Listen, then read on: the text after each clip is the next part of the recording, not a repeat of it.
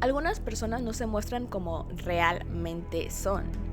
De día puede ser un hombre común y corriente de familia, con un trabajo estable, descrito como un buen vecino, pero de noche se llegan a convertir en un despiadado asesino en serie.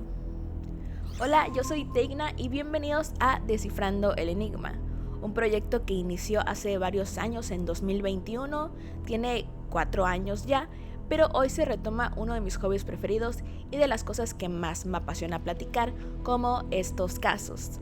También hablaremos de misterios, desapariciones, teorías, uno que otro caso paranormal y déjenme decirles que tengo muchos story times de esto. Mis redes sociales van a aparecer en pantalla para que no se pierdan ninguna pista y puedan ser parte del enigma. Hoy tenemos el caso de Andrei Chikatilo, mejor conocido como el carnicero de Rostov.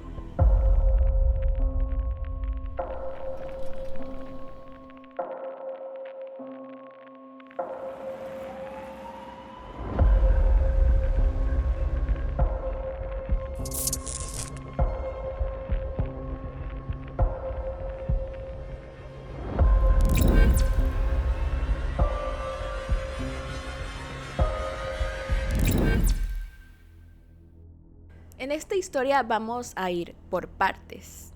Andrei Romanovich Chikatilo nació el 16 de octubre de 1936 en Yablunsk, Ucrania, antes parte de la Unión Soviética. Era el segundo de 3 hermanos, hijos del matrimonio conformado por Roman y Anna Chikatilo. Mientras su padre caía prisionero de guerra por los nazis, la madre de Andrei le contaba a menudo a él y a su hermana menor que a Stefan, su hermano mayor, lo habían raptado para comérselo. Chikatilo quedó tan traumatizado por aquella historia que este hecho marcaría notablemente al niño, quien se sentía en esos momentos más solo que nunca. Sin embargo, no existe ningún documento que informe acerca del nacimiento o de la muerte de Stefan, aun cuando la manera en cómo su madre se lo contaba hacía que la historia pareciera verídica. Durante esta época morían millones de personas en las calles y sus cadáveres se amontonaban uno encima del otro. Su infancia no fue para nada fácil después de haber crecido rodeado de guerra, hambruna y muerte durante una etapa tan crucial para toda persona. Transcurriendo sus años de escuela e infancia, se volvió muy introvertido, inseguro, le daba miedo cualquier cosa y tenía muy baja autoestima gracias a que padecía de miopía. De hecho, se sabe que su primer par de lentes los tuvo apenas cumplió 30 años. A los 12 años seguía padeciendo de enuresis, por lo que se orinaba en la cama sin advertirlo. Constantemente sufría humillaciones por sus compañeros, mientras él se limitaba a escuchar y aguantar. Lo denigraban todo el tiempo y constantemente le cubrían la cara con una sábana para sacarlo del salón y luego en el patio trasero de la escuela lo comenzaban a golpear. Al nunca hacer algo que pudiese remediar la situación, no era de extrañar que, con el tiempo, su ánimo se llenase con lágrimas contenidas y mucha frustración. A medida que iba creciendo se hacía más tímido con las mujeres. De hecho, él cuenta que su primera experiencia fue durante la adolescencia, cuando abrazó a una compañera de la escuela durante unos segundos y este terminó al instante. Como todo ciudadano soviético que vivía en la URSS, sirvió al ejército y luego se dedicó a la escuela. Deseaba estudiar Derecho, pero suspendió el examen de acceso a la universidad y, decepcionado, puso todo su empeño en prepararse profesionalmente, obteniendo títulos en ingeniería, literatura rusa y lenguas, graduándose para el año de 1971 como maestro. Chikatilo, de hecho, era políglota y además un respetado miembro de la intelectualidad soviética que, para más tarde, se refugiaría en el comunismo. Mientras su formación académica aumentaba, también su atracción por las niñas menores de 12 años. Se escondía en los dormitorios escolares para verlas en ropa interior mientras ponía la mano dentro del bolsillo. A pesar de los muy marcados problemas de Chikatilo, pudo casarse con una mujer de nombre Eudosia y aunque este era impotente, su mujer quedó embarazada en 2 ocasiones. Primero tuvieron una niña en 1965 a quien llamaron Ludmila y después tuvieron a un niño en 1969 a quien llamaron Yuri, y a pesar de esto, Chikatilo no dejaba de pensar que la naturaleza lo había castigado, castrado al nacer. Hacía todo lo que su esposa le dijera, a excepción de cuando su mujer quería tener relaciones con más frecuencia que él, y esto generaba muchísimas discusiones en la pareja, ya que ella le recordaba todo el tiempo lo impotente que era. Pese a todo esto, Chikatilo era un esposo de carácter estable, sumiso y trabajador, un padre que nunca levantaba la voz ante sus hijos y un respetado miembro del Partido Comunista que leía los periódicos y se mantenía al corriente de la actualidad. Aún así, su frustración no acaba aquí.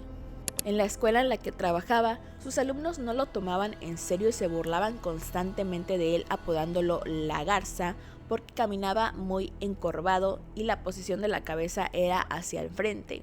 Se negaban a comportarse bien e incluso fumaban delante de él en la clase. Para el 22 de diciembre de 1978, encontró caminando en la calle a una niña de 9 años y la convenció de acompañarlo a una cabaña, la cual tenía a las afueras del pueblo donde vivía. Él sabía muy bien cómo hablarle a los niños, no solo por su experiencia como maestro, sino también por criar a sus 2 hijos. Una vez dentro de esta cabaña, le quitó con violencia la ropa a la niña. Durante esto, accidentalmente le hizo un rasguño algo profundo y cuando este vio que le salía sangre de la herida, le provocó una rigidez inmediata, haciendo que Chikatilo asociara en su mente la sangre junto con el deseo sexual. Acto seguido, sacó un cuchillo que llevaba escondido y cada puñalada que le daba a la niña en el estómago lo satisfacía cada vez más. Este suceso, que más tarde se volvería una especie de ritual, le enseñaría a Andrei un nuevo mundo de sensaciones que daría comienzo a su vida como homicida. Chikatilo siempre intentaba satisfacer sus necesidades sexuales de la misma forma que lo hacían todos los demás, pero en ese momento asumió que para él no debía ser así. Se dio cuenta que su placer sexual provenía de maltratar y acabar con personas. 2 días después de este hecho, la policía encontró los restos de la niña flotando en un río cercano, llevándolo a inspeccionar alrededor, encontrando una gran mancha de sangre cerca de la cabaña de Chikatilo, creyendo que se debía a que le arrancó ambos ojos a su víctima y esta se convertiría en su marca personal como asesino. En ese momento, dada la cercanía del cuerpo con la cabaña que él poseía, fueron a interrogarlo, pero por alguna razón desconocida salió libre y en su lugar encerraron a otro hombre llamado Alexander Kravchenko, quien ya había sido acusado antes por pedofilia. En 1981, Andrei Chikatilo se convirtió en funcionario de abastecimiento de una fábrica, trabajo que lo obligaba a recorrer gran parte de la región en auto y le daba la oportunidad perfecta para seguir cometiendo sus crímenes, encontrando el 3 de septiembre de ese mismo año a Larisa Kravchenko, una prostituta de 17 años, y la convenció de ir con él al bosque. Intentó tener relaciones con ella, pero producto de su impotencia no lo logró. La joven se empezó a burlar de él, ocasionando que Chikatilo enfureciera y empezó a estrangular para después terminar sobre el cadáver. Acto seguido, empezó a aullar mientras bailaba alrededor del cuerpo de la chica y en ese momento supo que pronto lo volvería a hacer. Es posible que los 2 primeros asesinatos de Andrei Chikatilo fueran únicamente de carácter sexual, pero después de esto descubrió que los gritos de dolor le provocaban placer y confirmó que era el asesino en sí lo que para él representaba el acto sexual supremo. La tercera víctima de Chikatilo fue una niña llamada Lyuba, a quien raptó de un pueblo y fue apuñalada 40 veces en el bosque para luego sacarle los ojos, dejando de nuevo su firma mortal. Chikatilo asesinó a 3 personas más ese año y entre ellas se encontraba su primera víctima masculina de nombre Oleg, de tan solo 9 años de edad. El cuerpo no se encontró, pero muchos años más tarde Chikatilo afirmó ser el responsable y mencionó que también le había arrancado los genitales. La prensa enloquecida ya consideraba al asesino como uno en serie gracias a que el modus operandi era el mismo en cada ocasión. Sus víctimas siempre se encontraban en los bosques con indicios de violencia, sadismo y en ocasiones les faltaban partes del cuerpo. Estamos hablando de niños, niñas y chicas jóvenes, de las cuales entre ellos había muchos niños que escapaban de casa, haciendo que para Chikatilo fuera más fácil convencerlos. El 11 de diciembre de 1982, Chikatilo se encontró con una niña de 10 años llamada Olga Stalmachenok en un autobús con dirección a la casa de sus padres y la persuadió para bajarse e irse con él. Fue vista por última vez por un compañero de viaje, quien informó que un hombre de mediana edad había llevado a la niña firmemente de la mano. Chikatilo atrajo a la niña a un maizal a las afueras de un pueblo, la apuñaló más de 50 veces alrededor de la cabeza, le arrancó un seno y le sacó el intestino inferior y el útero. Para 1984, el número de víctimas fue en ascenso, llegando a 15 personas. Chikatilo los elegía entre la multitud en estaciones de trenes o en paradas de autobús y con algún pretexto los convencía para que los siguieran a alguna zona boscosa. Una vez ahí los apuñalaba de 30 a 50 veces y casi todas las víctimas sufrían mutilaciones de ojos. A las adolescentes o chicas jóvenes les cortaban los senos o los pezones, ya fuera con sus afilados cuchillos o incluso con los dientes. El útero era extirpado con tal precisión que todos los cirujanos de la provincia de Rostov pasaron a ser sospechosos en potencia. Mientras violaba a las niñas, se enfurecía tanto por terminar rápidamente que les machacaba la cara a golpes, y para ocultar su impotencia, a veces con la ayuda de alguna rama de algún árbol, colocaba el semen en los genitales de las niñas. En el caso de los niños, los atacaba para nada más hallarse a solas con ellos en el bosque y de un golpe los aturdía para luego atarle las manos y con ayuda de algún cuchillo les hacía cortes poco profundos para establecer su dominio sobre ellos. Posteriormente los mutilaba con mordiscos y les cortaba los genitales o solamente extirpaba los testículos para luego guardarlos a modo de trofeo. En algunas ocasiones realizaba estas amputaciones cuando la víctima se hallaba aún con vida, aunque no consciente. Se sabe que además practicaba actos de canibalismo, ya que en declaraciones posteriores a su arresto confesaría que le gustaba tragarse las partes del cuerpo más blandas. La policía diseñó el perfil con las características de un hombre de aspecto normal, probablemente casado, con un trabajo regular, y por los lugares y distancias en que los cuerpos eran hallados, también se creía que el asesino disponía de un vehículo. Por el semen hallado en los cuerpos de sus víctimas, se supo que el tipo de sangre era AB.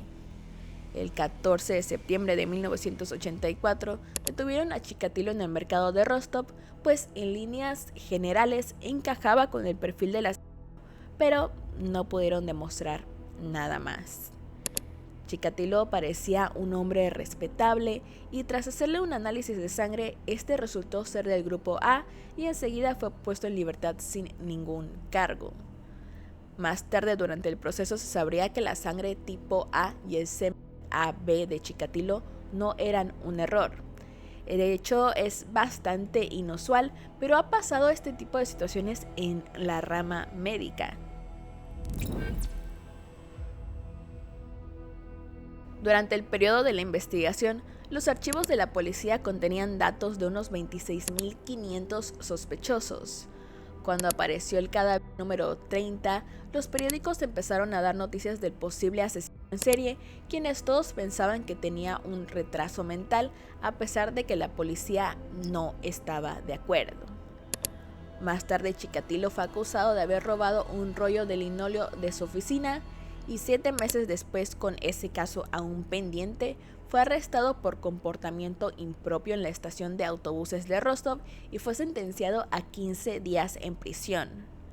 La policía creía que él era el asesino, así que compararon la sangre de Chikatilo con el encontrado en los cuerpos de las víctimas e inexplicablemente no era el mismo tipo de sangre.